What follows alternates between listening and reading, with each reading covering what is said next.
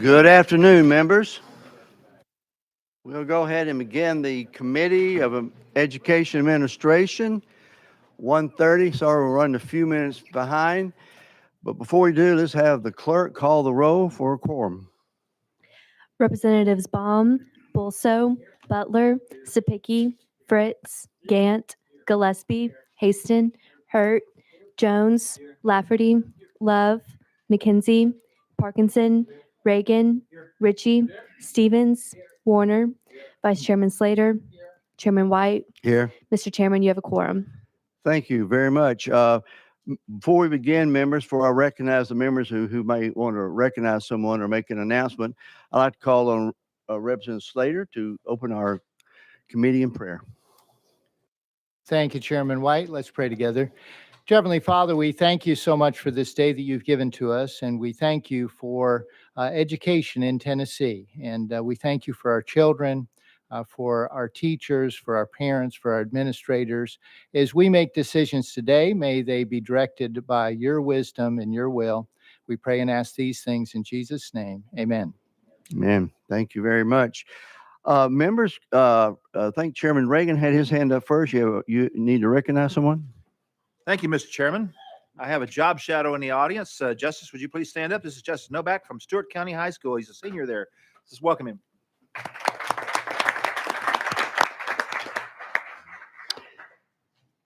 Representative Warner. Thank you, Mr. Chairman. I also have a job shadower today. He's from Stewart County, Ernie Webb.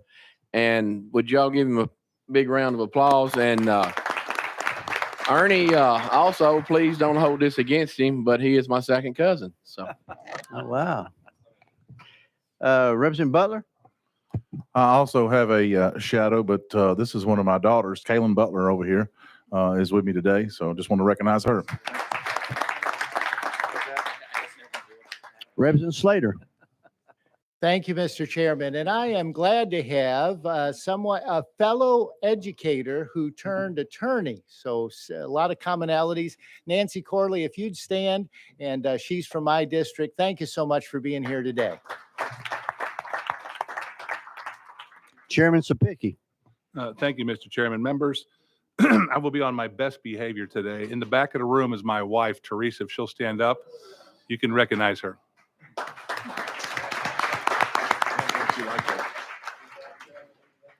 Thank you for being here. We need to keep Representative Sapicki in line, so thank you. Just raise your hand. Representative Ritchie? Thank you, Chairman. And I'd like to recognize all of the homeschool parents that took the drive up here to the Capitol today to hear what's taking place here in full education. So if y'all don't mind standing up so we can give you a round of applause. Thank you.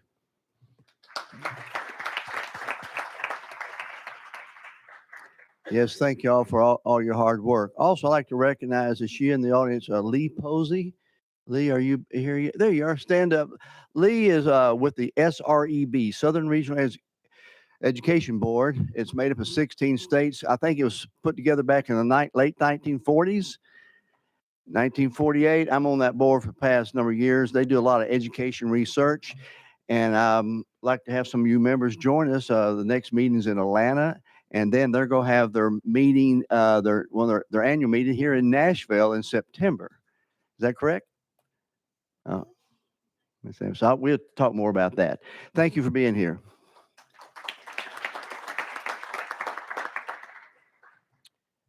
Anyone else? Sitting down. Okay, members, we have a full calendar today, so I need your attention. We got some bills we have to deal with, of course. I think we got about 40 currently on the current calendar.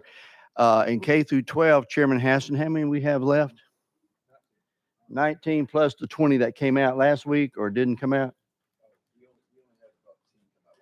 Yeah, we had a calendar of 20, only 10 came out, so they'll be coming this way. And then another 20 to deal with, I think, next week. And then higher education, Chairman Lafferty, we're closed, but we got about 10 moving this way from that last committee. And then, so we got about 60, 70 bills still left we had to deal with. So I need your full attention. We're doing some good work, and we're now at that part of the time that year that we really need to pay attention as we move forward. And if things aren't written well, we need to maybe hold them to next year. And if they're good bills, then we pass them on out. To begin with, we have two wonderful confirmations from the University of Tennessee Advisory Board. That's item 1 and 2 on your calendar, HJR 304 and HJR 303. I'd like to invite up to the podium Mr. Tom Smith and Miss Alexia Poe. If y'all could, do I have a motion and second on these? Thank you very much. And then I got a motion second on HJR 304.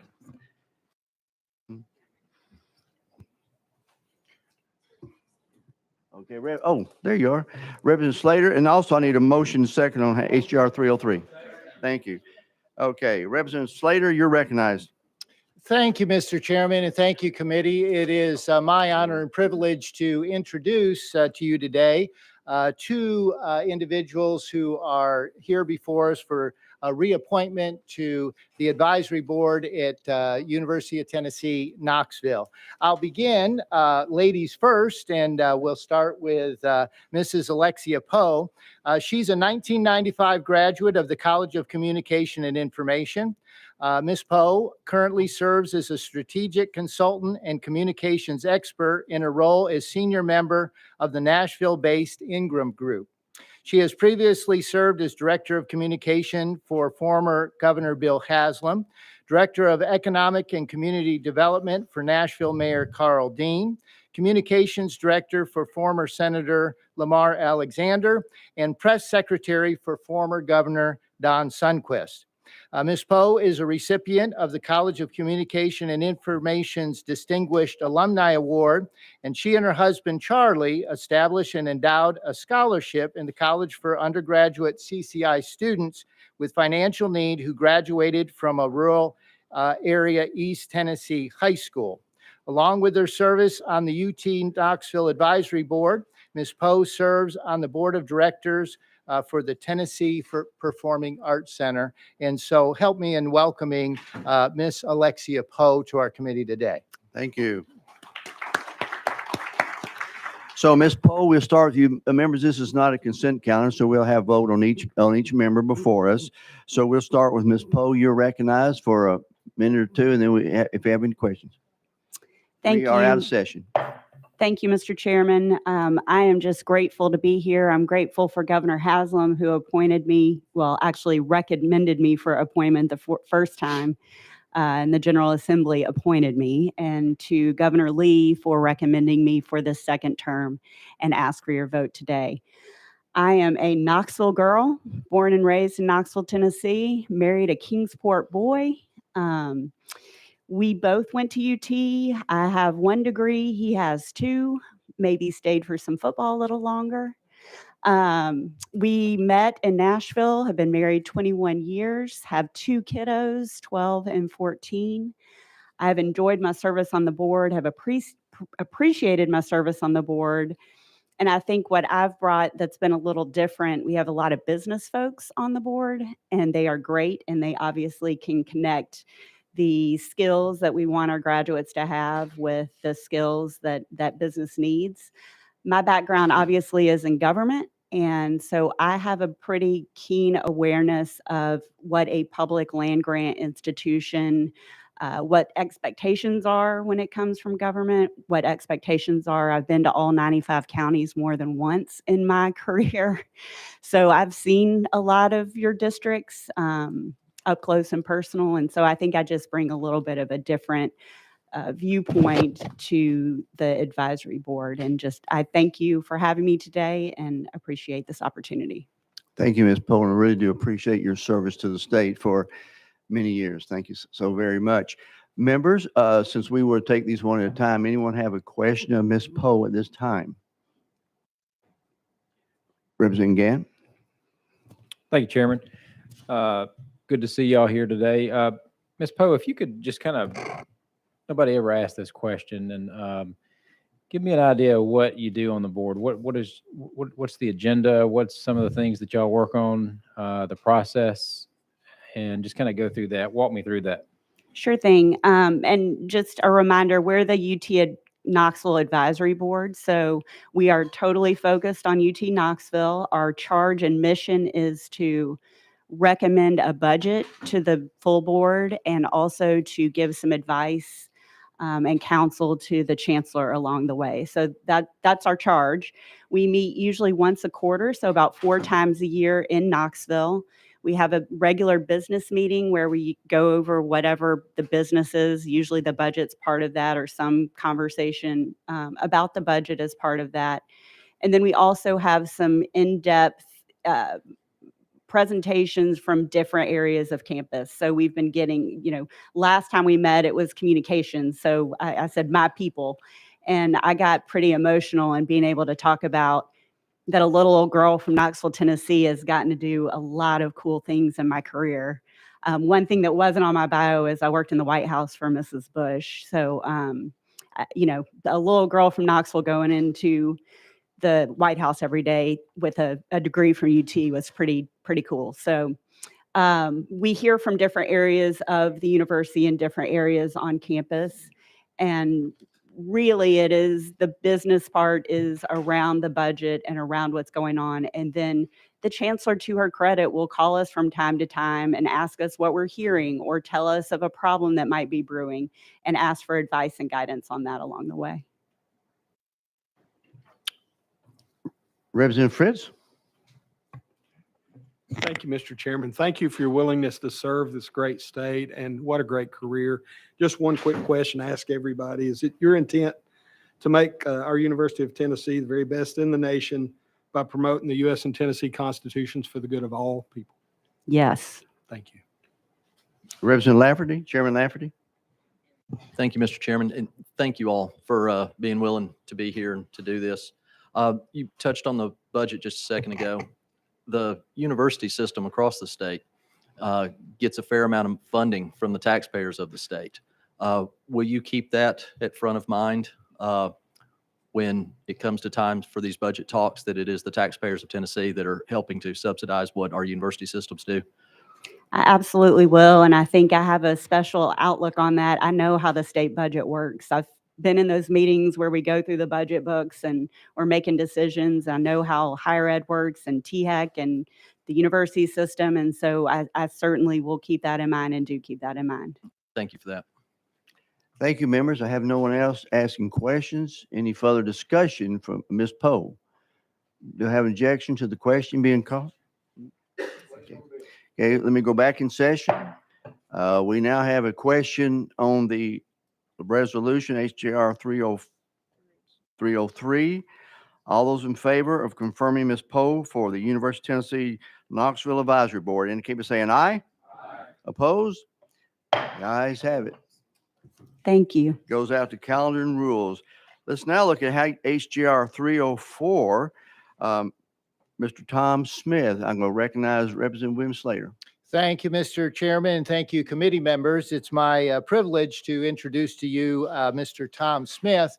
I don't think I'll be able to go into the Tennessee State Museum anymore without thinking about you, and it'll become apparent to everybody in just a little bit in your bio. Mr. Smith is a 1980 graduate of the Haslam College of Business. Mr. Smith is chairman of Smith Halleman Partners, a Nashville-based real estate firm. He was previously chairman of Mission Property Company, a boutique real estate development and brokerage firm in Nashville, and served on the board of directors of Highwoods Properties Incorporated. In addition, Mr. Smith serves as a member of the investment committee for the Trevecca Nazarene University, is an elder at Nashville's First Presbyterian Church, is chairman of the board of trustees for the Tennessee State Museum Foundation, and has been a member of the UT Knoxville Advisory Board since 2018. He is also the immediate past chairman of the State of Tennessee State Museum Commission and served on the Tennessee Governor Bill Haslam's new museum task force, which oversaw the $160 million Tennessee State Museum in downtown Nashville, which opened in October of 2018. And I think most of us on the committee have been in that building. What a beautiful building, and a real tribute to the state of Tennessee. He is a former board member of the Martha O'Brien Center and Franklin Road Academy in Nashville. He is married to Jane Mattingly Smith and has 3 sons and 5 grandchildren. Committee members, if you'd help me in welcoming Mr. Smith to our committee today. Mr. Smith, you're recognized. Thank you very much, Mr. Chairman and We're out members of of the, session. thank you very much, Mr. Chairman and members of the committee. I'm grateful to appear before you again to discuss something that's very near and dear to my heart, which is the University of Tennessee at Knoxville. It's been my privilege to have appeared before various committees of this legislature in the past with my involvement with the Tennessee State Museum, which I think we all would agree is truly a wonderful addition to the Nashville skyline and a wonderful addition for all its taxpayers of Tennessee as it relates to honoring our state's history. As was mentioned, I'm a 1980 graduate of the University of Tennessee's, what was then the business school, now the Haslam School of Business. My wife, Jane Mattingly from Memphis, also was a student in the College of Communications. We met while in school. We've been married for almost 40 years and have lived in Nashville. I have lived in Nashville for 42 years. I'm a product of public schools in Knoxville, where I grew up. I'm a Farragut High School graduate, go Admirals. And it's been a privilege to be on the University of Tennessee Knoxville Advisory Board, where we have had a great experience since I joined. When we joined this board and when this board was formed, we had an interim chancellor. There was a lot of questions about leadership at the University of Tennessee Knoxville. And fortunately, we were privileged to attract and secure Chancellor Don D. Plowman as the Chancellor of the University of Tennessee at Knoxville. I have been more than impressed with her leadership and believe that the university is definitely on the right track. It's my honor to be here today. Thank you. Thank you so much, Mr. Smith. Members, any questions? Representative Fritz? Thank you, Mr. Chairman. And again, thank you for your willingness to continue to serve this great state. Same simple question. Is it your intent to make the University of Tennessee the very best in the nation through promoting the U.S. and Tennessee constitutions for the benefit of all Tennesseans? Absolutely, Representative. Thank you, sir. Thank you very much. Members, any objection to the question being called? Let's go back into session. And any objection to the question being called on Mr. Smith to be confirmed to the University of Tennessee Knoxville Advisory Board? Hearing none. Question been called. All those in favor of House Joint Resolution 304 indicate by saying aye. Aye. Opposed? The ayes have it. Thank you all so very much for being here and for your hard work. And with the university, it was a great university in Tennessee. And go Vols and basketball. The bill moves out to calendar and rules. Okay, members, now we have a full calendar, so we're going to need your complete attention as we move forward. We will have a couple of bills we'll jump around on a little bit. And so on this one, okay. Members, turn your attention to item number 3, House Bill 1214. Number 3 on your calendar. And I need to just read something on this right now, and then we will be rolling this for 2 weeks. We're here to talk about, on this particular one, amendments 6143 and 6270 on House Bill 1214. We've had many discussions on this legislation over the past couple of weeks from a variety of stakeholders, and we hope these amendments ease some of the concerns brought to us. Regarding the hybrid school program, we have heard from families of the homeschool students in Tennessee and hope that our amendment alleviates their concerns by removing any reference to the homeschool code. Regarding our boarding school program, we have heard from the Disability Coalition, and our understanding is that they would like to also be removed. They'd like to remove the word disability from the legislation. And we would like to give them the opportunity to state that on the record when this bill comes back before the committee. With that, we would like to roll this bill 2 weeks in order to give you plenty of time for you and to look over this legislation and get feedback from your constituents before deciding your vote. If you have any questions regarding the amendments that are posted on the dashboard, please feel free to reach out to Speaker Sexton's office. And thank you very much, members. So with that, item number 3, 1214 is rolled for 2 weeks.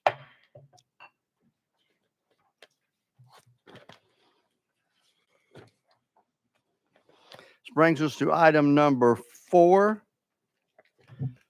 House Bill 1249 by Chair Lady Moody. Are you carrying that? Item number 4. Have a motion and a second on House Bill 1249. You're recognized, Chair Lady. Thank you, Mr. Chairman. On this bill, I would like to request to roll it for 2 weeks, please. Okay, without objection, House Bill 1249 rolled for 2 weeks.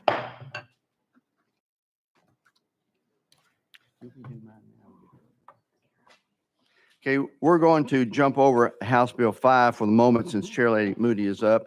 And we will jump over to item number 6, House Bill 329 by Chair Lady Moody. And members, we'll take this one slow. There's several amendments that we will discuss. And so that we can keep everything in order, just stay with me through this process. So House Bill 329, Chair Lady Moody, you're recognized. You got a motion second on your bill. Thank you very much. I just wanted to be sure we have the correct amendment. Yes, what amendment would you like to run? 005368. Members, amendment number 3 in your packet, House amendment number 5368. Okay, that rewrites the bill. So members, in order to have a proper discussion of the bill, you have a motion second. Motion on the amendment and second. All those in favor of adding amendment 5368 to House Bill 329 indicate by saying aye. Opposed? Ayes have it. Okay, your bill is properly amended. You may begin. Members, what this amendment did, it changed one word from the amendment we had last time. The old amendment had the word payroll twice, and this just changes payroll to wages. That's simply what the amendment does. So the bill, as amended, still does, hang on, excuse me. So it's got 2 sections to it, well, actually 3 with the enacting date. But in the first section, this section lays out the minimum wage, the minimum salary increase on an annual basis as follows. This is for our teachers. In 2023-24, it goes to $42,000. 24-25, it goes to $44,500. 25-26, it goes to $47,000. And in 26-27, it reaches the $50,000. Section 2 ends the practice of dues deductions by school districts for professional employee organizations. And that's simply what this short bill does. So members, you have before you a proper description of the bill. What I'd like to do, we have some amendments, but before we take up the amendments, which affect the bill in particular, I want to go out of session. We have some people who want to speak on this bill. And so without objection, members, we're out of session. I'd like to bring up Ms. Lee Powers and Mr. Jim Rye. Those are the 2 I have that have asked to speak. We have others who will be available for questions. We'll recognize them as need on this particular bill. So members, we're out of sessions. At first, we're going to recognize Ms. Lee Powers. If you'll make sure your mic is on, identify yourself for the video stream, and you may begin. And you have 2 minutes. Thank you, Chairman White, members of the committee. My name is Lee Powers, and I am from Bristol, Tennessee. I'm a former educator. I'm a local lawmaker currently. I'm a finance manager, wife, mother, and a lifelong Tennessean. I have a story to tell today in support of House Bill 329. At the beginning of my teaching career, I was approached by our local education association to join. I was newly married, broke, and had thought that I might pass. I was later informed that if I wanted to be considered a true professional, it was important that I take on membership. Unbeknownst to me at that same time, other members in the association were unhappy with the salary scale of our local school board, and they were contemplating a walkout. Being newly married and broke, I didn't want to walk out, but I was compelled to join anyway. We didn't walk out. Good news. The reason that that's relative is that even today, there are many teachers that feel pressured and conflicted to join the local education association. Not so much of what goes on at the local, but what goes on at the state and national level. I encourage you today to not segment this bill. The teacher increases are very well deserved. Our teachers deserve that and even more. But to segment this bill would allow the automatic deductions to come into play with the payroll. Some will tell you that this is advantageous to the teachers, but they have to take their time. They have to apply to the State Education Association to have this ended from their payroll deduction. It would also end the people of the local administration for the school board having to act as a processor in the collection of dues for a partisan entity. So today, I see this as a win. If you leave the bill in its entirety, it provides for outstanding increases for our teachers. It also allows them transparency to make their own decision and to not have this automatically taken from their pay checks. And it also ends local administrations being processors to an entity that is collecting for political purposes. It's a win for everybody in its entirety, and I thank you for your time. Thank you very much, Ms. Powers. At this time, I'd like to go ahead and recognize Jim Rye. Then we'll come back to any questions committee to our two guests. Mr. Rye? Yes, Chairman White, I did sign up to answer questions, not to speak. I don't know if Okay. that changes the rules or other things No, like that. So that's fine. Members, you have any questions for our two guests concerning the bill? Representative Hurt? Thank you, Mr. Chairman. Ms. Powers, thank you for being here. Thank you. Our teachers, is it their choice to join this association? As it's currently designed, there's an automatic payroll deduction in the form of dues. And then if they are not in agreement with that immediate payroll deduction, they can apply to the State Education Association within a certain time frame at the beginning of the school year to have it returned or reduced or to end their membership. The problem with that, I would say, is that teachers are incredibly busy. And not only are they incredibly busy at the beginning of the school year, they're incredibly intelligent. And given the information to join any organization would be preferred, and for them to make an active choice rather than for it to be passively withdrawn and then to have to make the active choice after the fact. Chairman Hurt? Thank you, Mr. Chairman. Thank you for that and a little clarity. Does the LEA have the option whether or not they want to participate in these deductions? Are they forced to participate, or can they choose not to? Whose choice is it there? I would ask the representative of the TEA.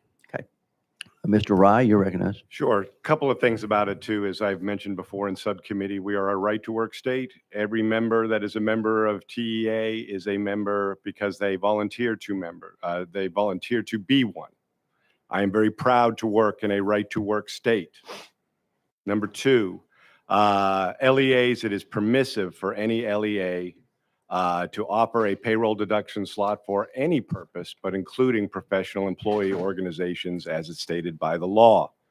Number three, I was saying this too, if I could just add, that most members that decide to drop or retire or change for whatever reason to drop, they often notify their payroll department to say to stop. That's all it takes is one quick email.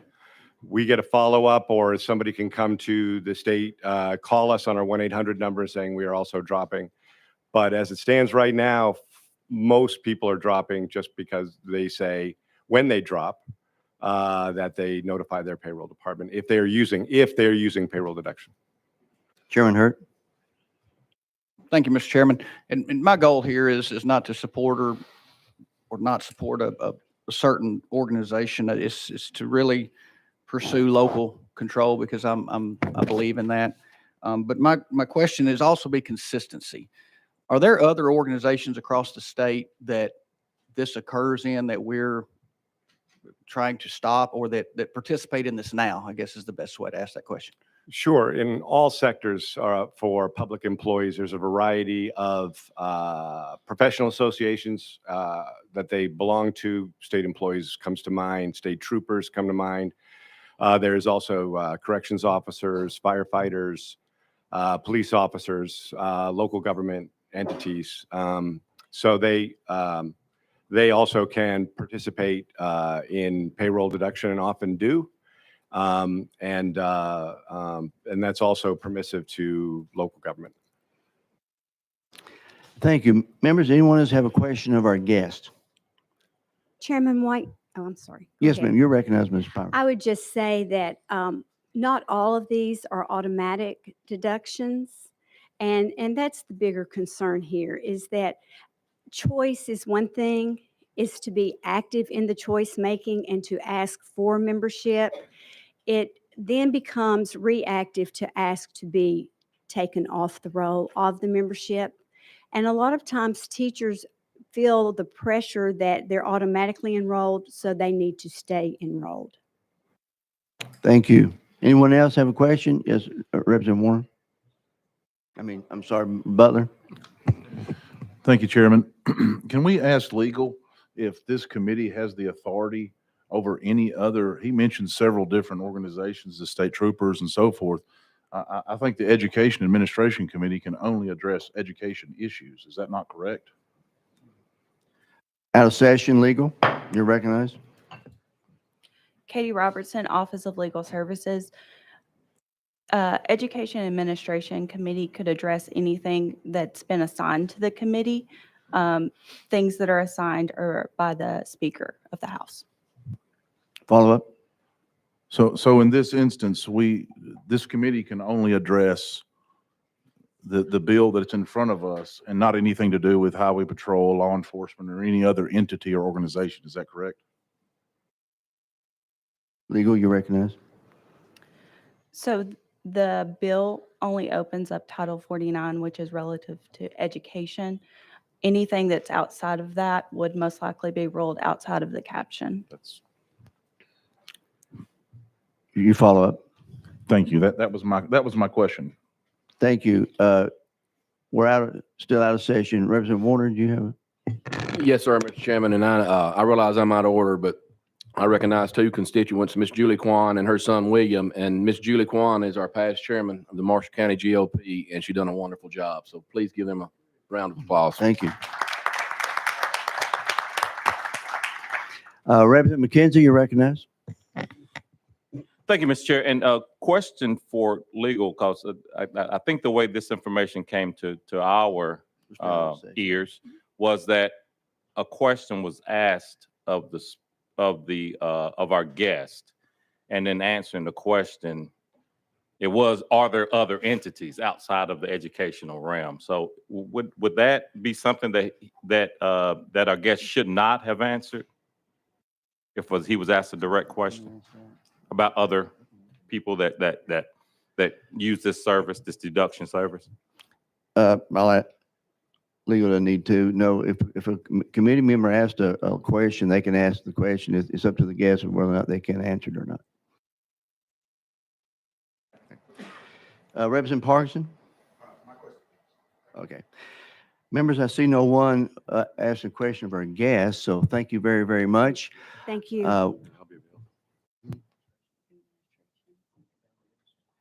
Only if we have a question. Okay.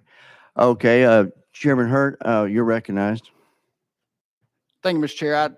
Is the administration on the list to speak today to answer questions? They are. I would like to ask that they come up to answer a few questions, please.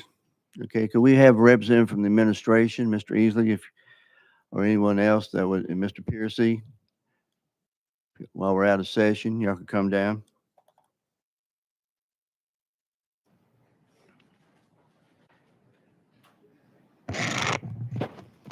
Okay, once they get settled in, y'all know the drill. Chairman Hurt, you're recognized. Thank you, Mr. Chair. I'm going to kind of revert back to some questions from subcommittee for the record, instead of me kind of repeating what was said. Why is Section 2 in this legislation? I'll start with Mr. Easley. You're recognized first. Thank you, Mr. Chairman. Brent Easley, the Governor's Legislative Director. Thank you for the question, Representative Hurt. I'll share the answer that I provided in subcommittee and expand just a little bit. We believe that both of these items are good public policy related to teacher pay.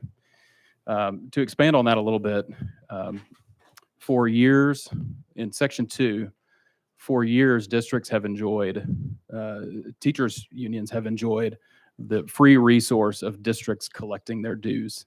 In a digital age, and with an entity that is focused on educating kids, we believe that it is a bad public policy to have districts be the intermediary there and collect dues for these organizations.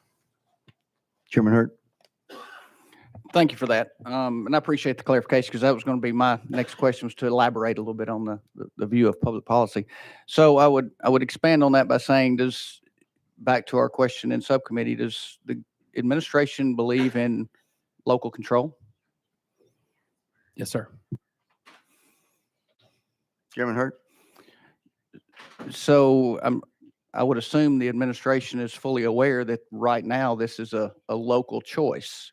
So can you kind of clarify we're trying to take away local choice because I'm guessing it's because the administration believes public policy and not the locals making their own policy, that we need to force our policy from Nashville onto them? Thank you for the question, Representative. When we think about time and treasure at districts, their focus on educating kids, we believe that this is something that could be better done by the teachers' organizations themselves. They fully have the capability to do that, and there is not a need for districts to intervene in that system. Follow up. Thank you for that. Does the administration believe that the LEAs can handle this themselves and manage their own time and make sure that time is well spent on educating kids and on administrative? Thank you, Representative. In this instance, we believe that this is not a good use of district time or resources. One more follow up. Last one. Thank you for That's the, fine. Mr. Chairman.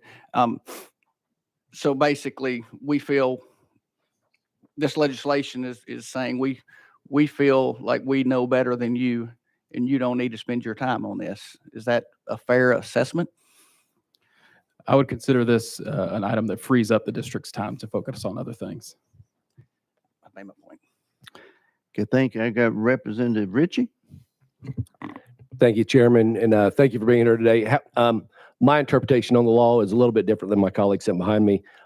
When I do also agree that local control is absolutely the best, and it doesn't get any more local control than the actual individual receiving the paycheck and making the decision on where that goes. I think that's kind of where the intent of this is going, is for the actual teacher to decide whether they want to do that or not in an age of the digital transfer of information, everything that we've got, and the ease of it. Is that fair to say? Thank you, Representative. That's a great point. Thank you. Chairman Sapicki. Thank you, Mr. Chairman. Just for clarification, with the new TISA funding we're doing, is it safe to say that in most instances, the main contributor to education budgets is the state of Tennessee? Mr. Pierce. Sam Piercy, Deputy Commissioner at Department of Education. Yes, sir. In most cases, that is true. Thank you. Follow up. With the digital age, and we all pay most of our bills online now, is there anything in your legislation that would prohibit this union, this teachers union, from collecting dues, let's say via having teachers sign up for auto deduct from their checking account? Would this language prevent a teacher from having auto deduction from their checking account? Thank you for the question, Chairman. No. Follow up. So there's nothing in this language that would prohibit the TEA from finding a different way to collect their dues. Is that correct? Yes, sir. Thank you. Chairman Lafferty. Thank you, Mr. Chairman. We referenced a couple of other organizations. I think state troopers were also referenced. I think the police officers were referenced.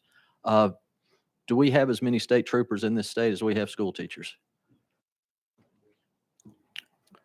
Chairman Lafferty, that's a great question. I do not know the answer to that question, but I can follow back up with you. Okay. Follow up. Do we have as many police officers in this state as we have school teachers? Chairman, I'm not certain. Okay. No, thank you, Chairman. A follow-up, Chairman Hurt. Thank you, Mr. Chairman. I appreciate a little latitude on this next question, but my colleague kind of went there. So I would ask in reference to those, and we heard this, the administration thinks it's good public policy to have districts spend more time teaching, and we need to tell them where they need to spend their time according to this legislation. Can we expect to see any legislation targeting the two groups that were previously mentioned? Thank you for the question, Representative. This item deals only with items in Title 49, and so we have not considered organizations outside of this. Thank you. Okay, members, anyone else have a question of our guest while we're out of session? Seeing none, thank you all so very much for giving of your time. Members, we are back in session. At this point in time, I would like to ask Chair Lady Moody, we do have some amendments to consider, but I want to make sure everybody on the committee understands the where we exactly are on the status of the bill currently. We are on the bill as presented by Chair Lady Moody, and would you give us a synopsis real quick of where we are on your bill? Well, right now, as presented earlier, we lay out the minimum salary increases on an annual basis, and Section 2 includes ending this practice of dues deductions by school districts for professional employee organizations. That's the bill I'd like to present to you today. Okay, thank you. Before I go to the First Amendment, Chairman Hurt, Representative Pickett, did you have a comment you make? I did, Mr. Chairman. This is for the bill sponsor. So this bill, the basis of this bill is increasing the minimum pay for our teachers to hopefully incentivize more people to get into the education business as a teacher. Is that correct? Correct. Thank you. Chairman speaking. Thank you, Mr. Chairman. And then I do believe that we've had this conversation. You believe that this is a huge step in the right direction for our teachers, correct? Absolutely. Thank you, Mr. Chairman. Thank you. Let's not lose sight of that. Part of the bill is we're raising salaries for teachers, only up to a minimum level, which is the main part of the bill. Okay, I'm going to now recognize Chairman Hurt. You have an amendment. Thank you, Mr. Chairman. And before I get to the amendment, I want to reiterate what was just mentioned. It's a great bill. I think the beginning. Thank you. First, for that, will you have two? Are you going to carry both of them or one of them? Just one, Mr. Chairman. Could you give us the number you're carrying? 5185. Members, there's amendment number 2, 5185 is the amendment that we're on. You are recognized. Thank you. And I'll start by, again, reiterating a great bill. Appreciate the effort for it. I just have a little disagreement with the second part, but we'll hash that out and move on. But it's a great bill, and I think we're taking great strides for teachers. Members, I'm going to start by apologizing. This really should have been addressed in subcommittee, and this battled out for whatever. Well, we kind of know why the amendment for this was dropped pretty late, and I had a death in the family that Friday and did not make it back up until the following Tuesday morning when I saw this amendment because I was kind of disengaged over the weekend. So I did not want to cause a problem on a bill like this and hold it up in subcommittee because it is so important for our teachers. So that's why I'm bringing this amendment now, and it wasn't addressed in subcommittee. So that being said, members, clearly this legislation is asking us to vote for a pay raise for teachers and also a vote against local control. My amendment simply deletes Section 2 and continues what is happening now with our LEAs. Each have their own policies regarding this. That's local control, and I try to stand consistent with it as much as possible. This isn't about supporting an organization or not. We're clearly targeting teachers, and we're clearly targeting an organization. To be frankly clear, this organization endorsed my opponent, but that doesn't make it right to target them. Consistency is right, and what's right is right. I tell people all the time, when they come to me, if you have a problem with your school board, go talk to your director, go talk to your school board members. They're elected. Let them make those local decisions. There are things we've been charged to do up here, but I also want to push them back to their locals to address their concerns at the local level. I can't understand why we want to do this to teachers. They get paid once a month. It's convenience for them. I understand the concerns and share the concerns, but not enough to support this part of the legislation. We battled this out last year. It could not stand on its own.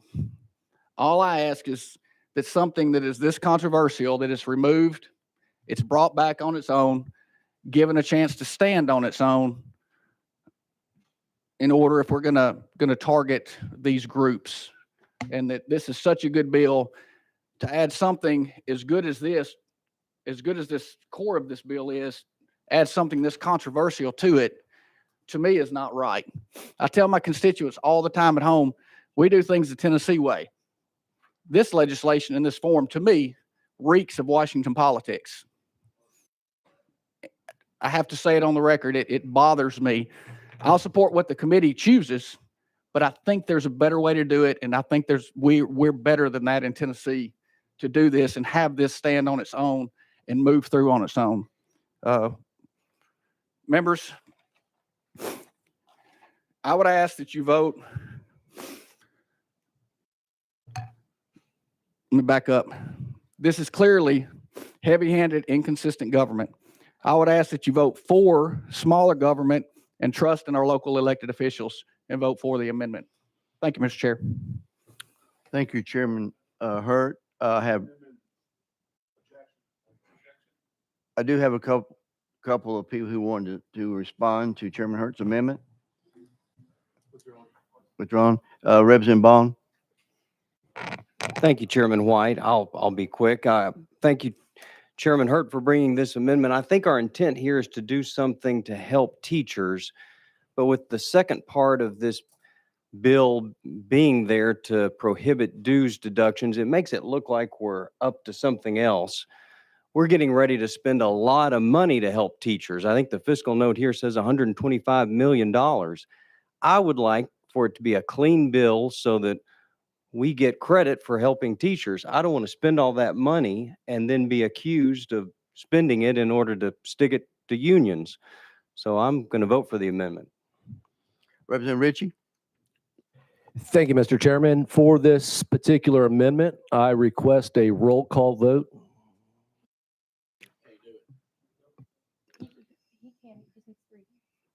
One second. Don't they have to? It's just for the sponsor.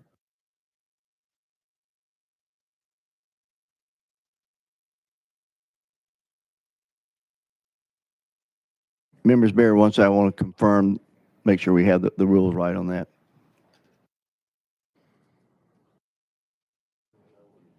It's my understanding that the sponsor could ask for, it has to have the beginning, but at any point in time, if a member asks for a roll call vote, it has to have 3 hands, and then we take a vote.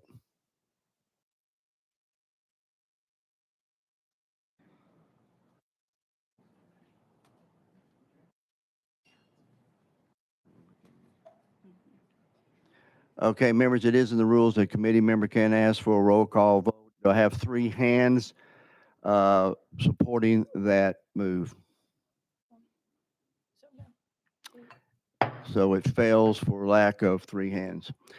Okay, members, we're back to Chairman Sapicki. Thank you, Mr. Chairman. You know, we get in the weeds very quickly all the time here. There is nothing in this bill that prohibits the Teachers Education Association from collecting their dues. Nothing. It just says we're not going to use taxpayer-funded assets, taxpayer-funded personnel to collect dues for a union. That's all it says. They can still collect them many different ways.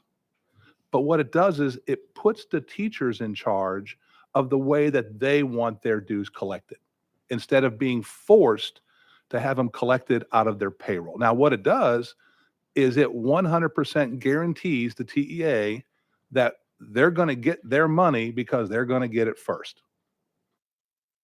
That's what it does. All we're saying is we have an interest to make sure that the $1 billion extra for TISA, the $300 million more in payroll, that money is being focused on the teachers and the educational outcomes of our kids. Nothing in this is heavy-handed or skullduggery where we're trying to go after somebody. All we're saying is we're giving the teachers the option that The TEA cannot continue to use taxpayer assets to collect their dues to be used in different ways. So I'll be voting against this amendment, Mr. Chairman. Thank you. Thank you, Chairman Sapicki. Members, we have before us Amendment 5185 by Chairman Hurt. Any further discussion before we take the vote? Seeing none. That your yes, if you want to add the amendment, say yes. If you want to defeat the amendment, say no. It'll be the call of the chair. So you're recognized before we vote, Representative Parkinson. Thank you, Mr. Chair. I think you need to repeat that one more time. Okay. For clarity's sake. Sure. We're on Amendment 5185 by Chairman Hurt. Chairman Hurt, if you want to vote to add his amendment to the bill, vote yes. If you want not to add the amendment, then you vote no. Gotcha. Clear? Thank you, Mr. Chair. Okay. Much clearer. Any objection to the question being called on the amendment? All those in favor of adding 5185 indicate by saying aye. Aye. Opposed?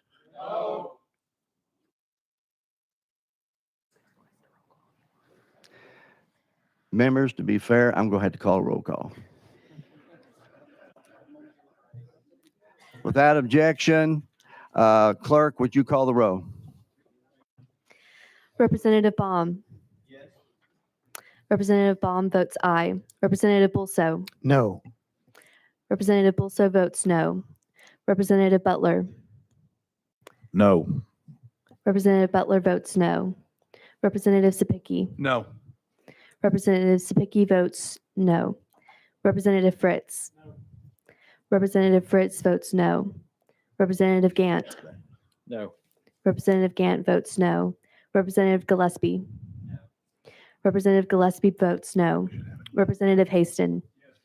Representative Haston votes yes. Representative Hurt. Representative Hurt votes yes. Representative Jones. Representative Jones votes yes. Representative Lafferty. Representative Lafferty votes no. Representative Love. Representative Love votes yes. Representative McKenzie. Representative McKenzie votes yes. Representative Parkinson. Representative Parkinson votes yes. Representative Reagan. No. Representative Reagan votes no. Representative Ritchie. Representative Ritchie votes no. Representative Stevens. Representative Stevens votes no. Representative Warner. Representative Warner votes yes. Vice Chairman Slater. No. Vice Chairman Slater votes no. Chairman White. No. Chairman White votes no.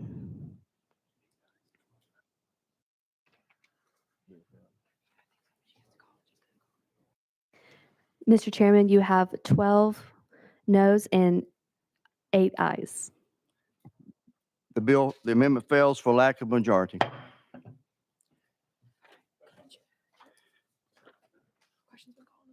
Question has been called on the bill. That is a legitimate request. It cuts off all debate until, do I have any objections to the question?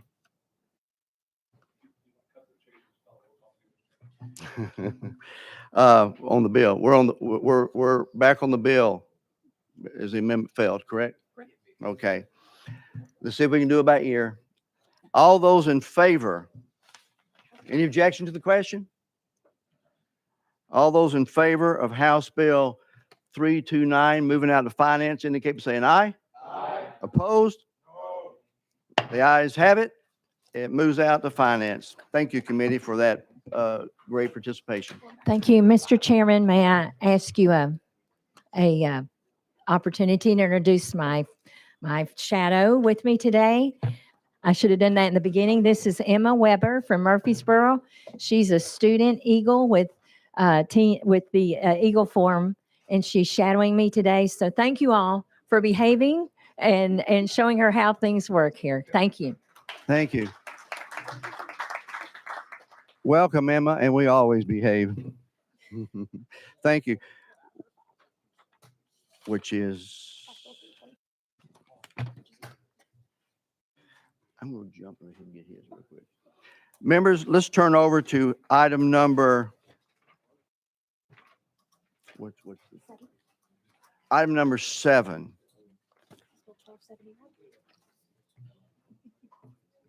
I want to get some pickies out of the way. Okay. Item number 7, House Bill 1271 by Chairman Cochran. You're recognized. You got a motion second on your bill. Thank you, Mr. Chairman. And if I may be out of order for just a moment, Emma's brother, Ethan Weber, is my shadow for the day. So Ethan, we want to welcome you also.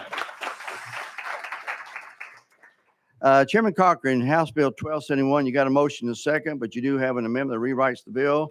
You want to give us that amendment? Yes, sir. Mr. Chairman, that amendment number is 004300. Amendment 4300. We got a motion and a second. Any objection to adding the amendment to the bill? Hearing none, all those in favor of adding amendment 4300 to 1271 indicate by saying aye. Opposed? The ayes have it. Your bill is amended properly. Thank you, Mr. Chairman and committee. So what this amendment does and now what the bill does, it just makes it clear that if a homeschool student transfers into a public school or charter school, that when they transfer to that school, they are given the same opportunities as those other members of the school, as long as those homeschool students are in good academic standing.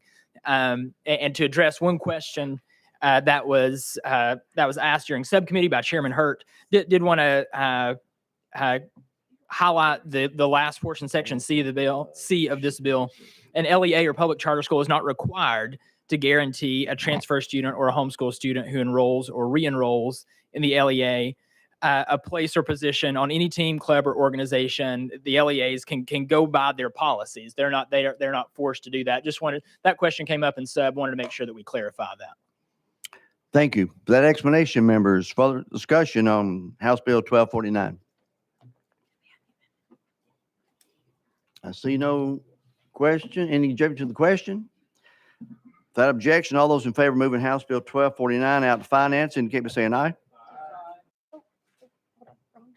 1271. I apologize. House Bill 1271. Move out to calendar rules. All those say aye. Opposed? The ayes have it. Thank you, Chairman and committee. Members, let's now, we're trying to get some out that we didn't get to last week, and we're also recognize some members that are sitting out there. But let's go to item number 23. Chairman Sapicki. Were you ready?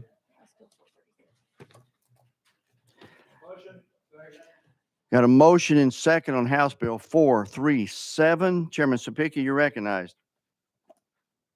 Thank you, Mr. Chairman. We'll be working off an amendment, Mr. Chairman. 006155 is what I have. That's correct. 006155 is Amendment 2 in your packet. It does rewrite the bill. Yes, sir. Correct. So any objection to adding it to the bill for proper discussion? Hearing none, all those in favor of moving the amendment to the bill indicate by saying aye. Opposed? Ayes have it. Okay, the bill's before us. You may proceed. Thank you, Mr. Chair. Members, this is the retention bill that we've been discussing for a long time on trying to come up with some reasonable accommodations for our LEAs to give them a little bit more flexibility with the children that are very close to being on grade level and showing another pathway that we might be able to get the results that we want. And Mr. Chairman, it may be easier if I just walk the committee through the sections, if that's okay. I appreciate it. Members, this is one we worked on all summer and all fall and now all session. And so I appreciate Representative Sapicki, Chairman Sapicki, carrying this. You're recognized to walk us through it. Thank you, Mr. Chairman. So let's start with section 1, members. There was in the very first part of section 1, there's some and or language in there. We found out in the original amendment that there was some confusion there about what was going to be required. So we just cleaned that up with some language changes there. The second part of section 1 deals with a student that is showing approaching on the TCAP test. Okay. Let's look at another measure that the locals have been asking for. And what we're going to do is in this part of the legislation, if a LEA uses the universal screener / benchmark from the state on the last benchmark that the student takes, and it is proctored like a test, if that student scores in the 50th percentile and approaching on the TCAP test, then that student will be promoted to the next grade level, as long as we make sure that that student has the necessary availability to receive the supports that we have in place. The tutoring, the RTI interventions, all those supports in place to make sure we get that student back on grade level. There's also a section there that says, if a student is promoted to the 4th grade pursuant to this section, then the student's LEA or public charter school shall notify the student's parents or guardian in writing of the benefits of enrolling their student in those learning loss bridge camps and encouraging the parent or guardian to do so, to take advantage for summer school that a kid that is close but not quite there to get them on grade level. Section 2 of the bill deals with the appeal process. We thought that only having parents being able to issue and institute the appeal created an undue burden on those parents, because it's very complicated working with the process, not only through your LEA, but also with the Department of Education trying to secure an appeal. And we just wanted to make sure that we didn't inadvertently leave a child behind because the parents didn't know how to make the appeal. And so what we've done is we've expanded it that the parents will initiate the appeal, but the school system can help come in and help them navigate all of the nuances of to gather the paperwork, gather the data, that they can appeal this process. Why do we have an appeal? The Department of Education has an appeal process down to the 40th percentile still. And there are numerous ways that they can appeal a child through.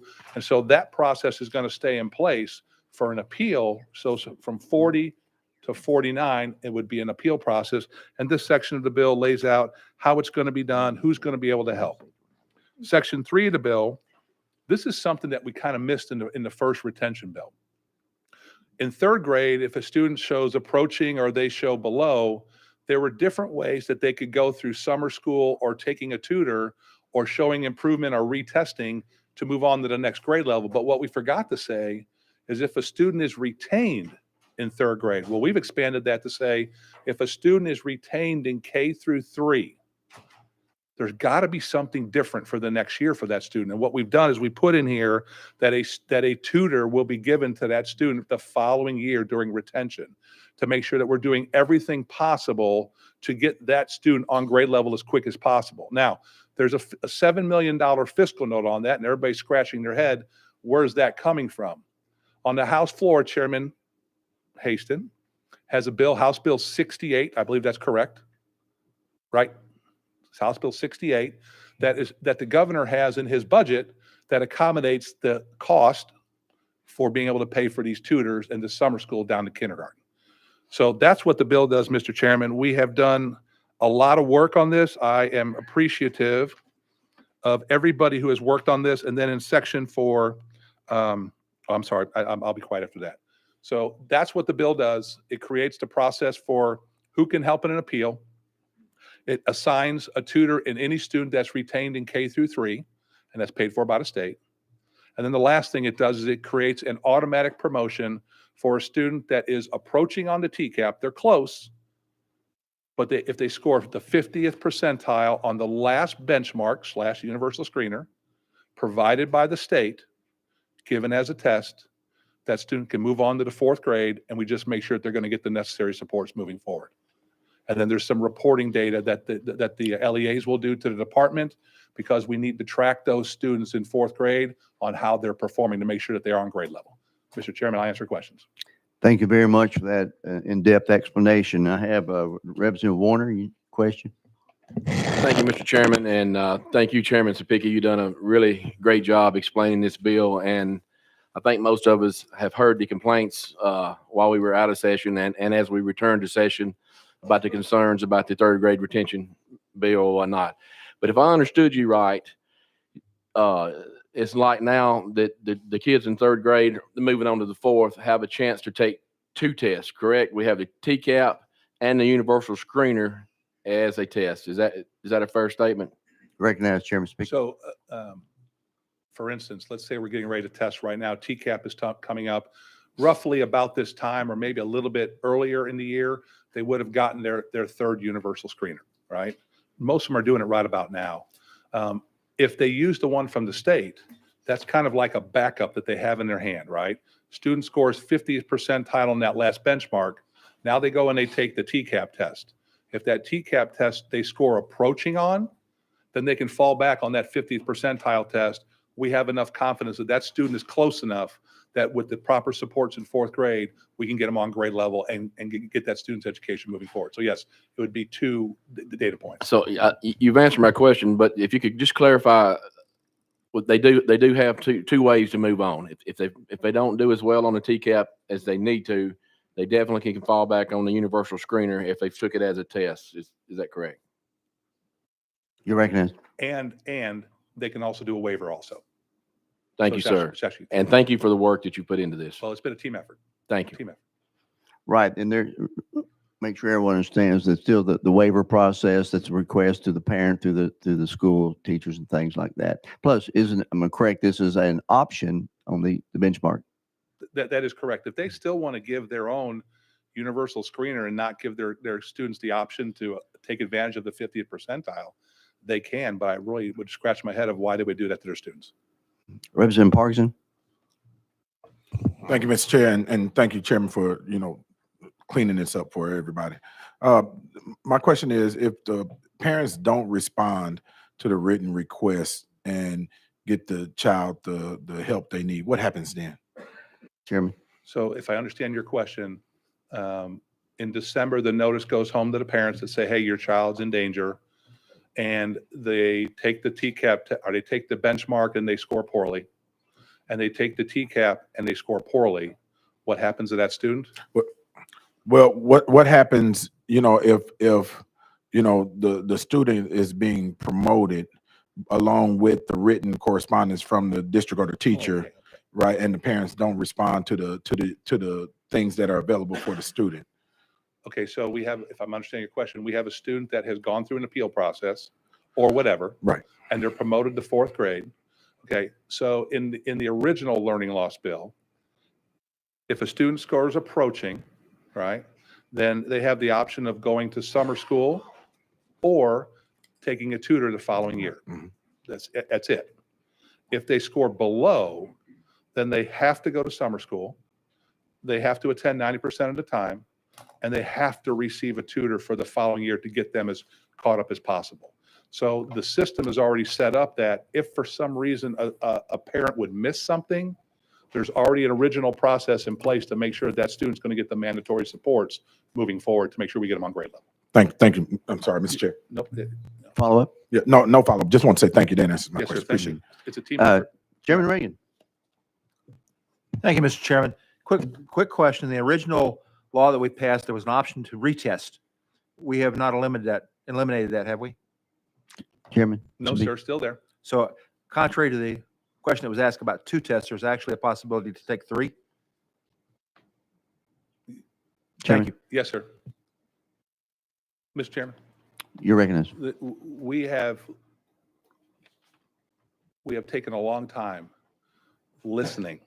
I mean, there were numerous bills, and this bill has come about from looking at all the retention bills that were filed by the members and pulling out, looks like what we did as best practices to try to solve a student that we don't want anybody to fall through the cracks.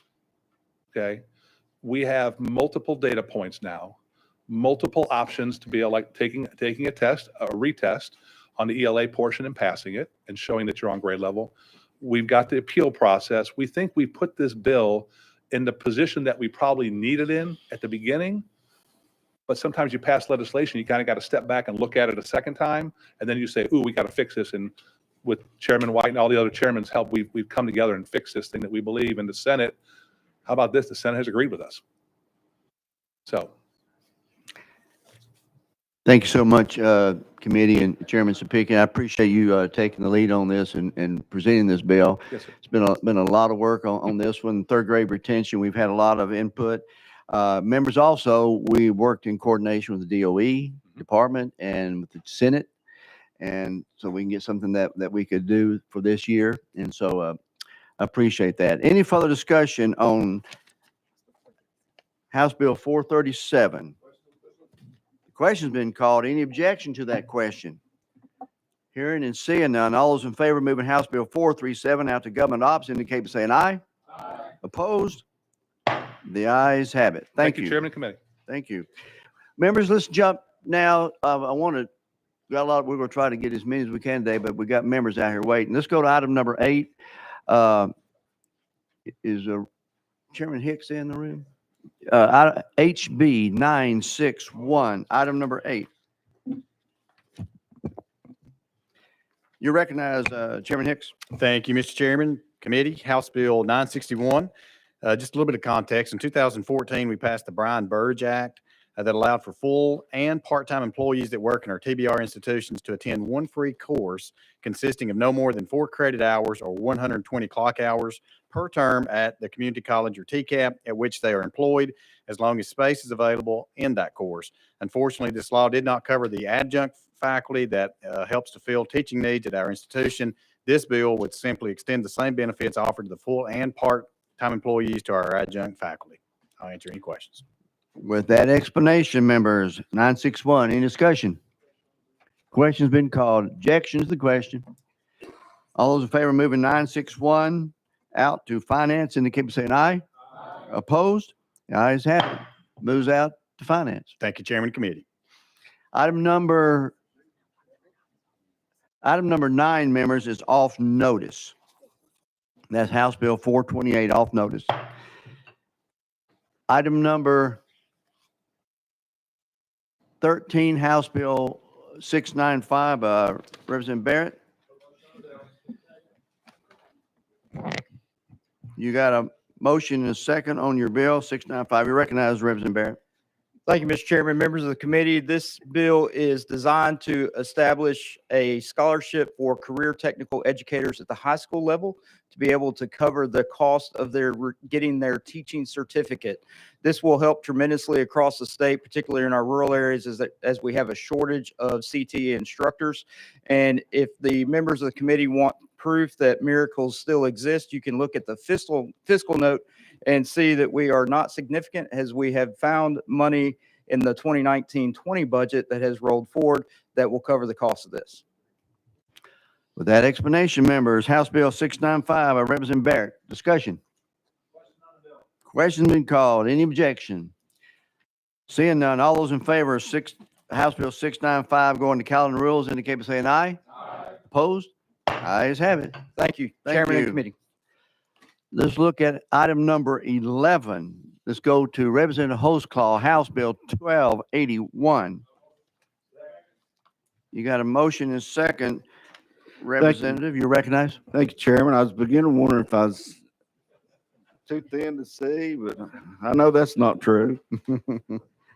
House Bill 1281 basically is a loan repayment grant program to incentivize physicians to serve in rural areas. So we're trying to get service out in those areas. So we're willing to go back and maybe repay their loans if they'll sign up for 5 years. So that's what the bill does.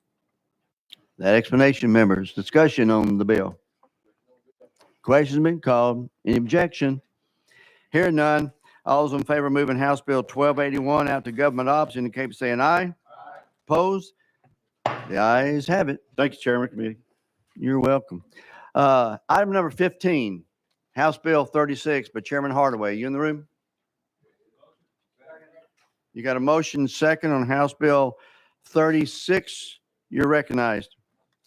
Thank you, Chairman, and good afternoon, committee. This bill simply says that identification on the 2022 or 2023 If I can, priority list can't. can I stop you there? You do have an amendment. I do. It rewrites the bill. What's that amendment number?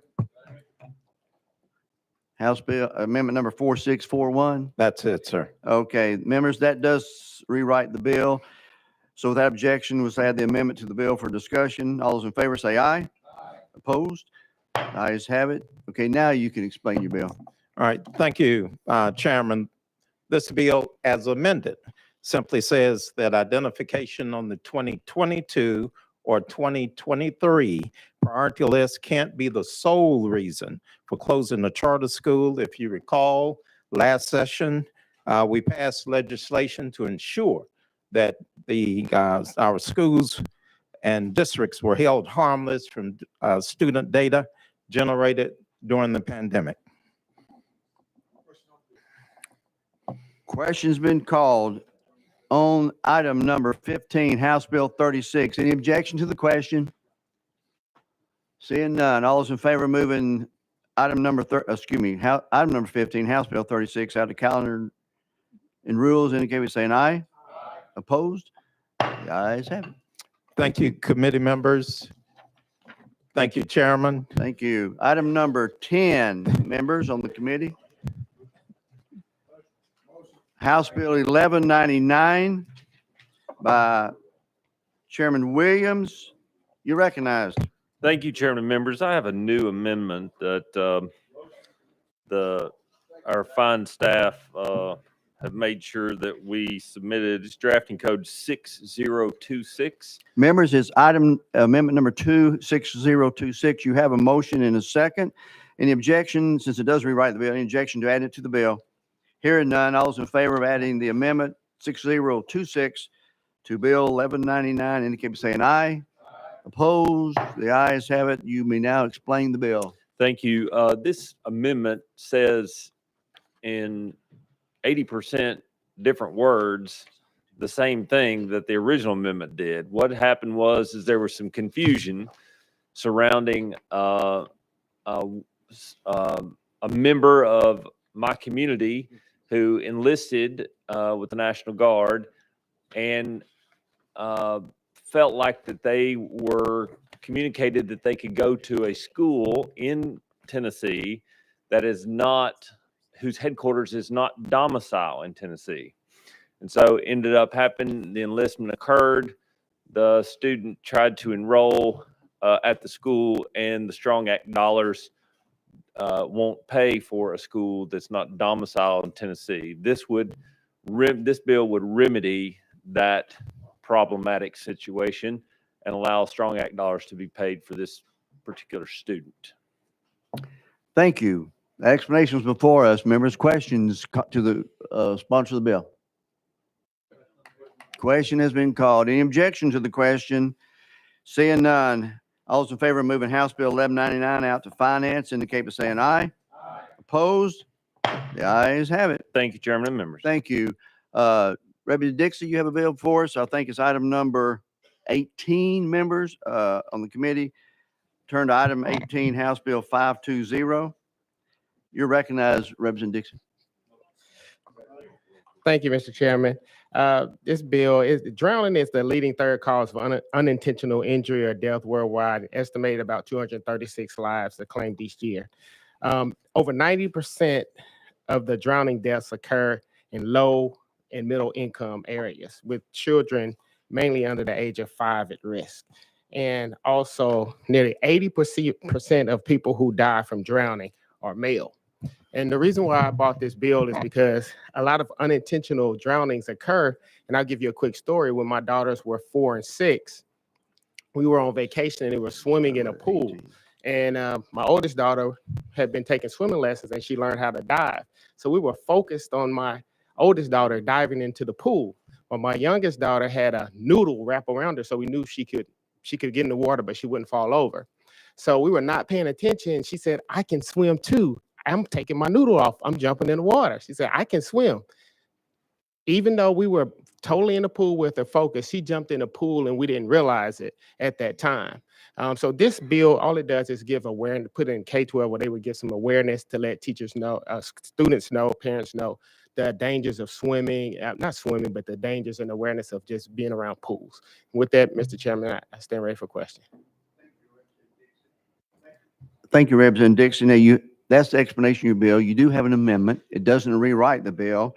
Members, it's amendment number 4029. You got a motion and a second on your amendment. Would you like to explain your amendment? Okay. The amendment just takes out section 2, which it applied to higher education, which this doesn't apply to higher education. It was the intent was just for K through 12. So the amendment removes higher education from the bill? Yes. Okay, members, that's the explanation. Any questions on the amendment? The question has been called on the amendment 4029. All those in favor of adding it to the bill indicate by saying aye. Opposed? The ayes have it. Your bill, House Bill 520. Any further discussion on the bill? Question been called. Any objection? Hearing none. All those in favor of moving House Bill 520 out to calendar rules indicate by saying aye. Opposed? The ayes have it. Thank you. Do I have any other members in the audience, other than those in the committee, waiting to run their bill? Seeing none. Members, let's go back to item number.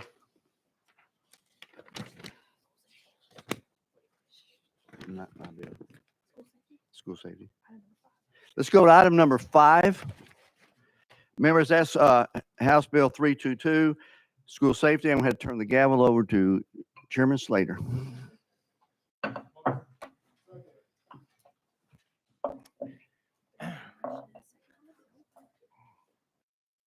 All right, there's been a motion and a second on the bill. There is an amendment that rewrites the bill. Chairman White, do you have that amendment number? Are we looking at 5173? No, that's not it. I got a new one. Hang on. 5591. Yes, thank you. All right, we have a motion on the amendment. Any objection to adding the amendment to the bill? Although seeing none, all those in favor of adding the amendment 5591 to the bill, say aye. Opposed, no.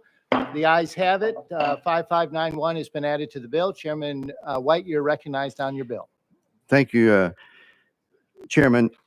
Members, this bill before us is a school safety bill. It's an administration bill that came before us dealing with school safety. There's been a lot of attention put on protection of our students in our schools over the last number of years. And we've talked about SRO officers and SSO officers and making sure our children are protected. This comes from administration. And basically what it's doing is putting a little teeth into the fact that we need to be serious about protecting our students in their schools. I've often thought, I used to be a principal early in my career, and I can't imagine what I've done if anybody come to school and harm those beautiful little children. So I think we need to do whatever we can do to protect the students in the school. So House Bill 322, if I can just kind of give you the gist of where it's going. It's a school safety administration bill, and the amendment that we're on does these things. It requires that all newly built schools going forward to install classroom door locks and secure vestibules for the visitors and entry.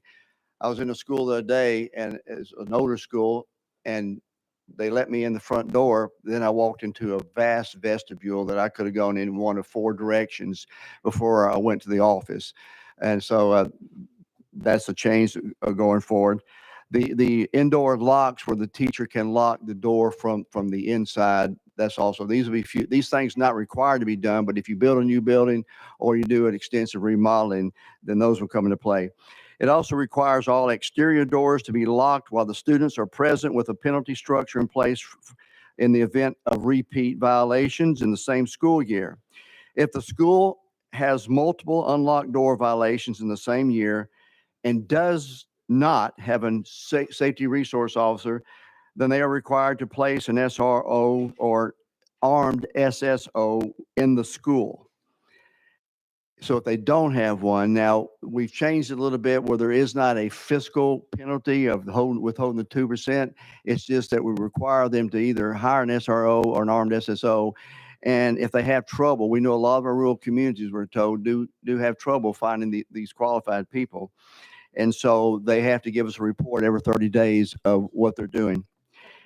If you're a school that has an SRO. Just a minute. Okay. Sponsor. The question's been called? The question's been called on the amendment. Without objection, we Great. are voting on House Bill. Amendments on. You calling the question on the amendments on the bill? Question's been called on the bill. Without objection, we are voting on House Bill 322 to go to government ops. Seeing no objection, we are voting. All those in favor say aye. Those opposed, no. Ayes have it. HB 322 goes on to government operations. Very much appreciated.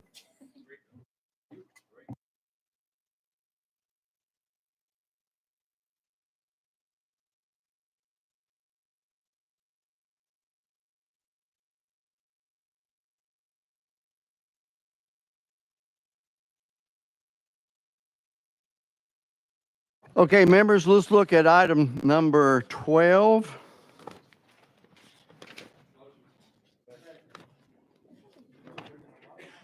Item number 12, House Bill 1376 by Chairman Reagan. You're recognized, sir. Thank you, Mr. Chair. I have an amendment on this bill, 005358. Does it rewrite the bill? It does rewrite the bill, sir. Okay, members, hold on one second, sir. He said this one.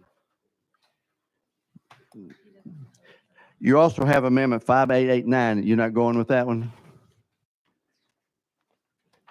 That's the second of the two. 5889, I'm sorry. Okay, members, Amendment 2 in your package, 5889, does rewrite the bill. Any objection to adding it to the bill? Do you have a motion and second? Okay. All those in favor of adding the amendment to the bill indicate by saying aye. Opposed? The ayes have it. You can now explain your bill.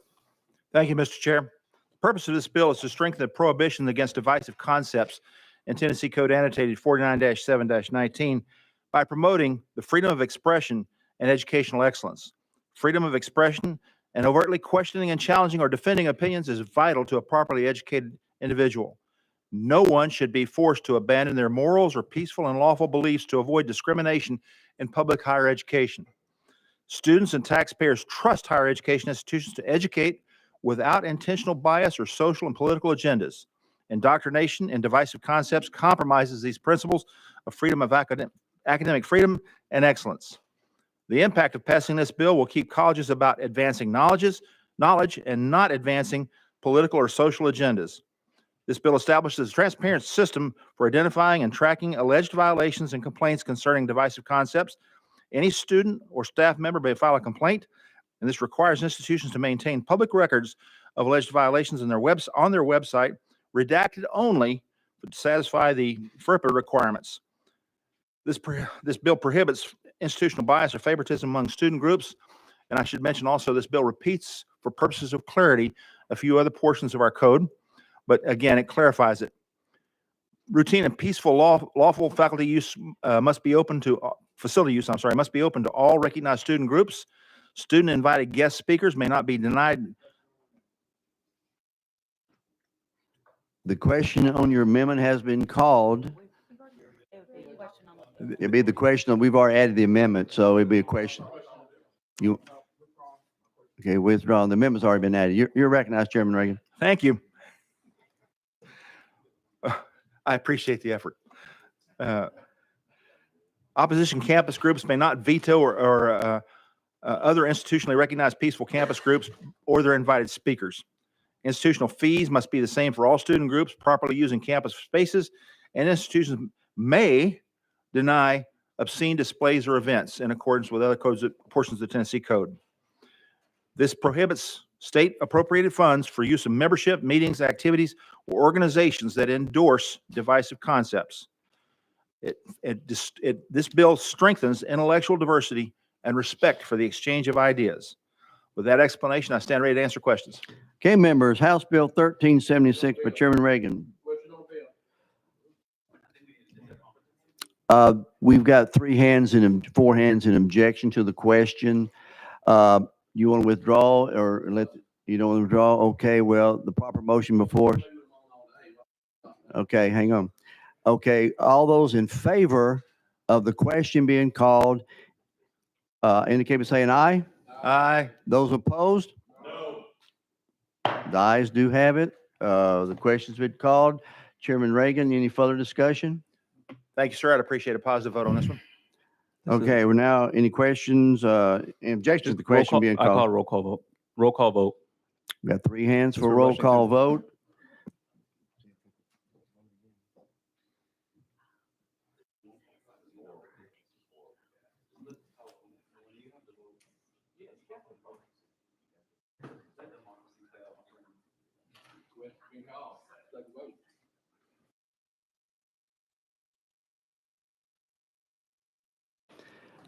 In order for the chair to be fair, we do have a rule that there's a certain point in time you do have to ask for the roll call vote. Let me double check, make sure that we're not stepping over our rules. and I don't want to step over anybody that asked for it either. Give me a moment to get a clarification on that.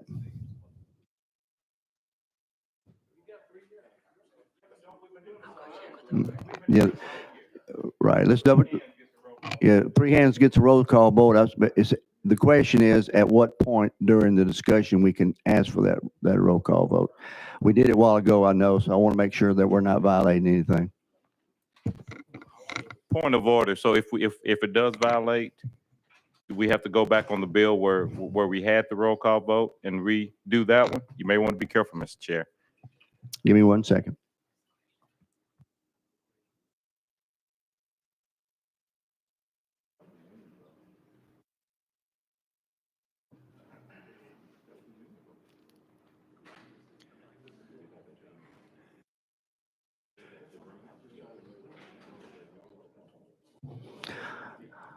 Okay, we're going with the rule. If three hands have been called for roll call vote at the end, that's a legitimate call. So I will now entertain all those in favor.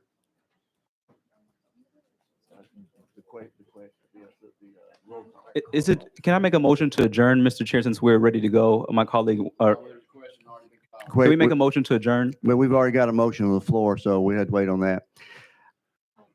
We had three hands raised, and so I'm going to recognize to call the roll. We're voting on. No, we're voting on the question. We're just using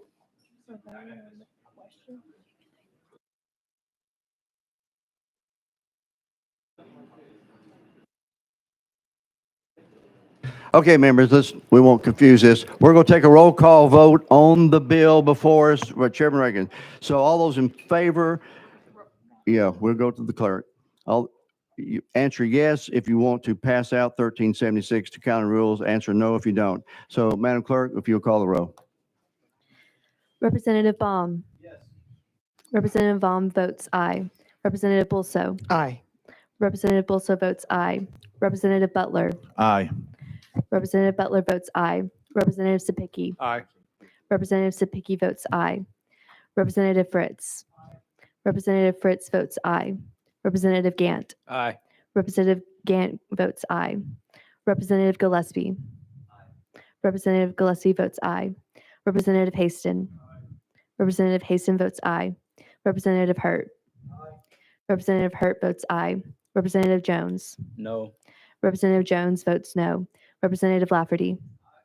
Representative Lafferty votes aye. Representative Love. Representative Love votes no. Representative McKenzie. Representative McKenzie votes no. Representative Parkinson. Representative Parkinson votes no. Representative Reagan. Aye. Representative Reagan votes aye. Representative Ritchie. Representative Ritchie votes aye. Representative Stevens. Representative Stevens votes aye. Representative Warner. Representative Warner votes aye. Vice Chairman Slater. Vice Chairman Slater votes aye. Chairman White. Chairman White votes aye.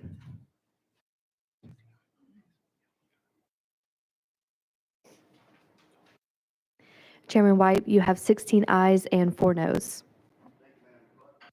Thank you, Madam Clerk. The bill passes out to county rules. Thank you, Chairman Reagan. Thank you, Mr. Chair and committee.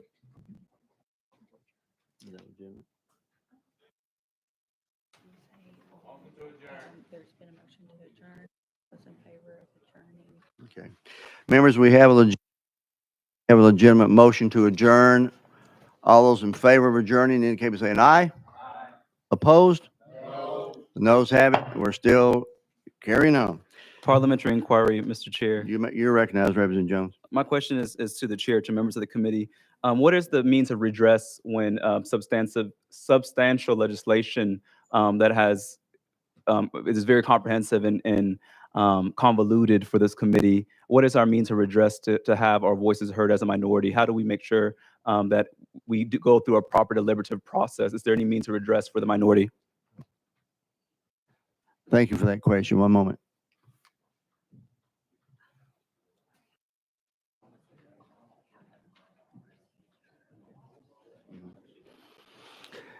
Representative Jones, a very good question. I am going to check with the clerk's office, make sure we're not violating the good question. Now, when a proper motion is before us, we do have to vote on as a majority of a body, and that's what we have done. But I will check with the clerk's office if there's anything, because that is a legitimate question. Thank you so much, Mr. Chair. My frustration is not with you. I just asked my colleagues to let us play through the deliberative process and allow members to have a voice. Vote however we want, but just allow every member to ask the questions. If there's an objection to the question being called immediately, I ask my colleagues on this committee to do unto others as you would have done unto you. The golden rule we want to teach children. Thank you. Thank you. Members, it's 3:15. Representative Bosa, can we work your bill in? Okay, let's go to item number 14, HB 306. You got a motion and a second on your bill. You do have an amendment. You got two out there. Which one would you like to go with? Thank you, Mr. Chairman. We'd like to run with 005942. You got a motion second on your amendment. I'm sorry, which amendment? 005942. Okay, you got a motion second on your 5942. It rewrites the bill. Any objection to adding it to the bill? Hearing none, all those in favor of adding the amendment to House Bill 306, indicate by saying aye. Aye. Opposed? The ayes have it. Your bill is amended. You are now recognized. Thank you, Mr. Chairman. Members of the committee, this is a bill designed to protect girls' athletics.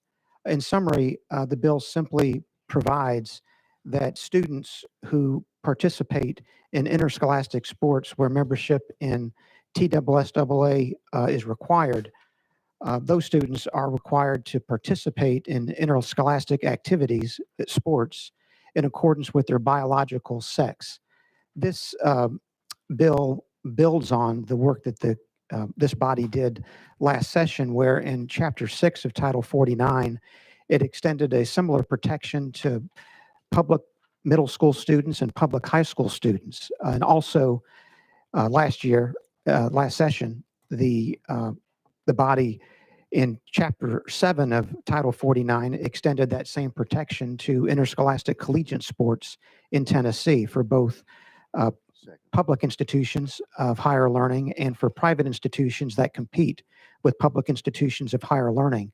This bill simply extends that same protection to private schools who are competing in accordance with the requirements of TSSAA. That is the bill, Mr. Chairman.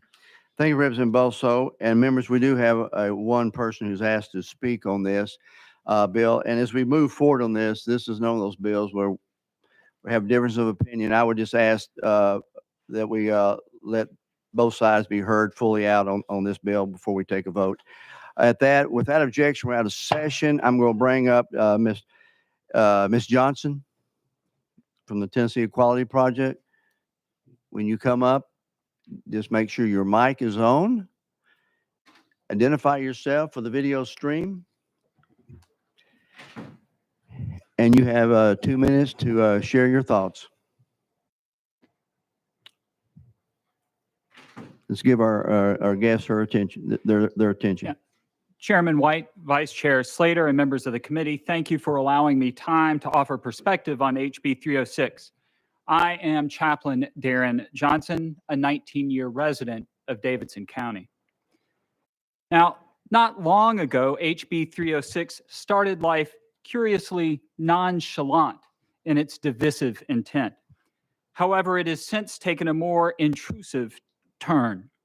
Now, the bill states that for any athletic activities requiring TSSAA membership, private school students can only participate, quote, in accordance with the student's biological sex, forcing compliance with the state's contested legal definition of this matter.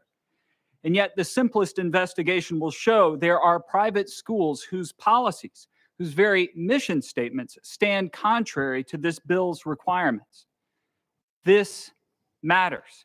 I've spoken with parents who have sought out just these schools because of their priorities and values, ones they feel protect their children's safety more robustly than those that must comply with the state's current definitions.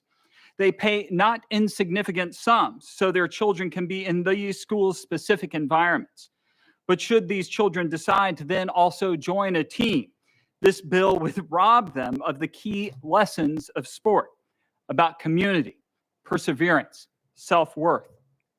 Lest we forget, these children and families are citizens of this state, and they are also all members, constituent parts, just as they are, of the divine creation.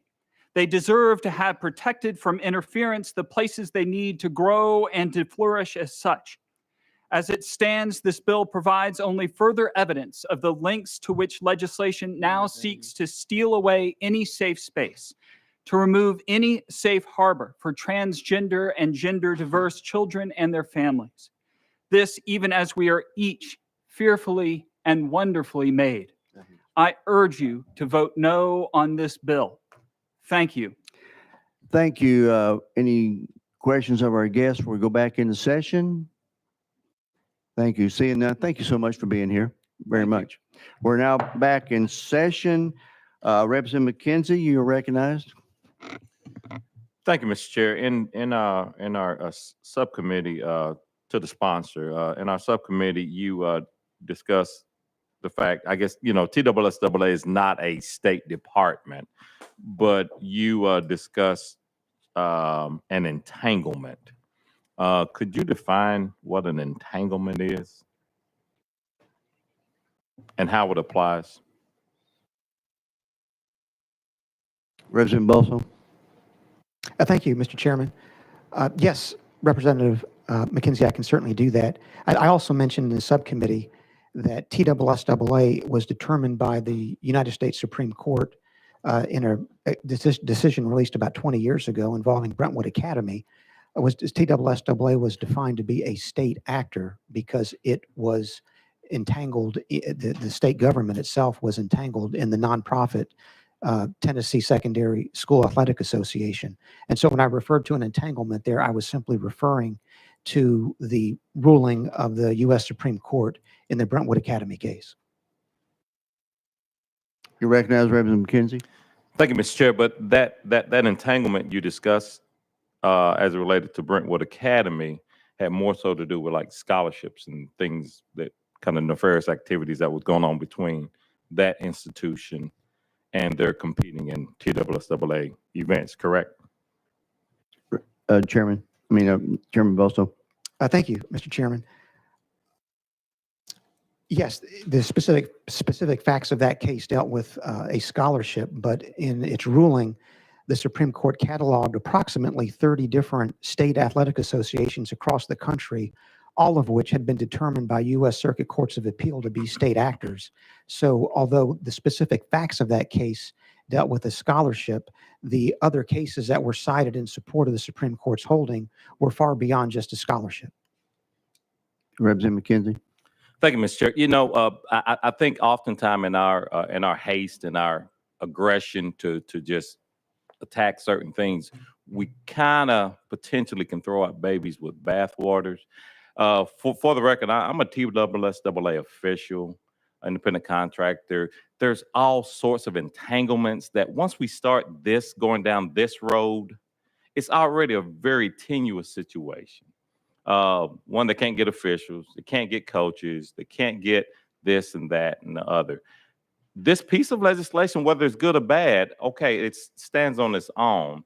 But when you start watering down an institution that really nonprofit, as you said, that does one simple thing, is to serve our youth, and try to take that to do things from a political and an edgy fashion, you will get this victory.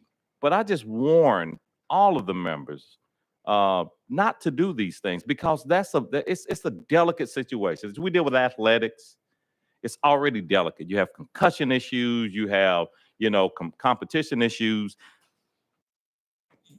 There's no one at this point actively trying to compete, male, female. I'll say it again. I know you hear it a lot, but this is a solution just in desperate need of a problem, and that's fine. You're going to proactively fix it, but what you're going to end up doing is destroying an institution that's been around for a long time. Just like that entanglement, That was a good thing. That stopped nefarious activities that were actively going on with Brentwood Academy. And it made the state of Tennessee a better, more amateur type athletic institution. This does the opposite. So thank you. Chairman Bosso, do you want to follow up before I go to Representative Ritchie?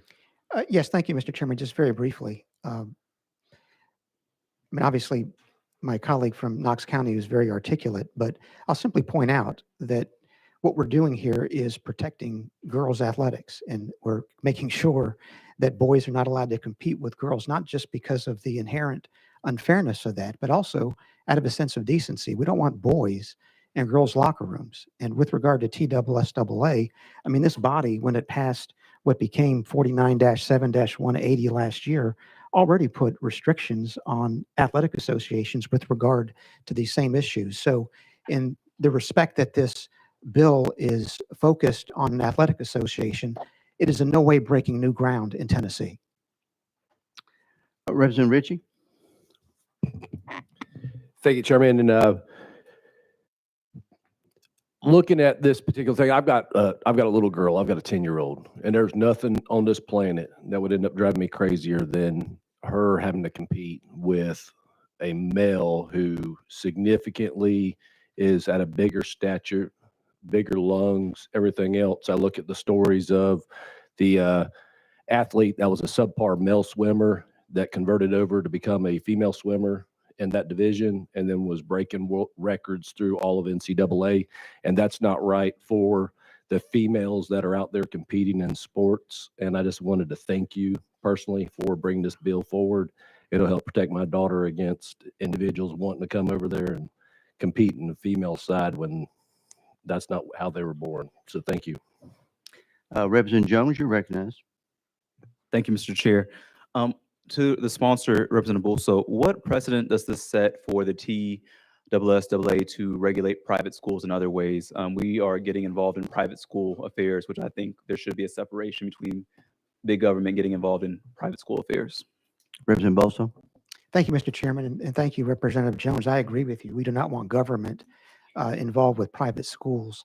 That's why the way this bill operates, it doesn't have any effect on any private school unless and until the private school joins a state entity, which is TSSAA as defined by the U.S. Supreme Court.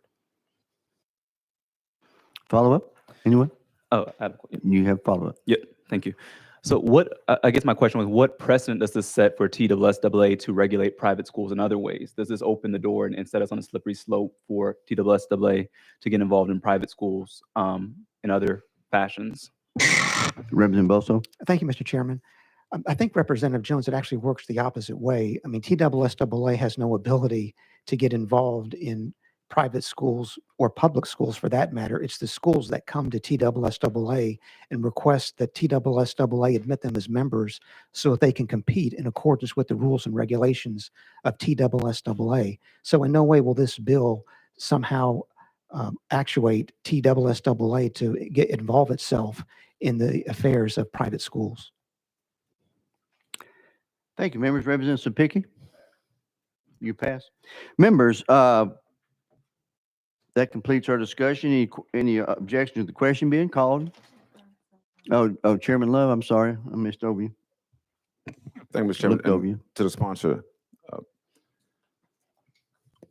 what does the enforcement of this look like? Someone shows up to an athletic event. What's the process? Chairman Bosso? Thank you, Mr. Chairman. The process, Representative Love, would simply be that if someone showed up to compete in a TSSAA sanctioned event in accordance with something other than the student's biological sex, they would not be allowed to compete. TSSAA would not allow it. Follow up. Thank you for that answer. I guess I'm ask a follow up in this perspective. How is that determined? That process. How do you? Does that make sense? What I'm asking. Representative Bosso? Thank you, Mr. Chairman. I can answer that question in part. My understanding is that TSSAA has some type of an electronic database that is automatically populated by data that schools send. And so TSSAA knows whether a student is a male or a female, and the students are permitted and eligible to participate in activities based on the information that has populated their electronic system from the student's school. Thank you, sponsor. Thank you, Mr. Chair. Question's been called. Any objection to the question? Hearing none, all those in favor of moving House Bill 306 out of calendar rules indicate by saying aye. Opposed? The ayes have it. It does move out. Members, we're out of time. Any bills that we did not cover roll to next week's calendar? Any objection to adjourning? We're adjourned. Thank you, members, for the great discussion.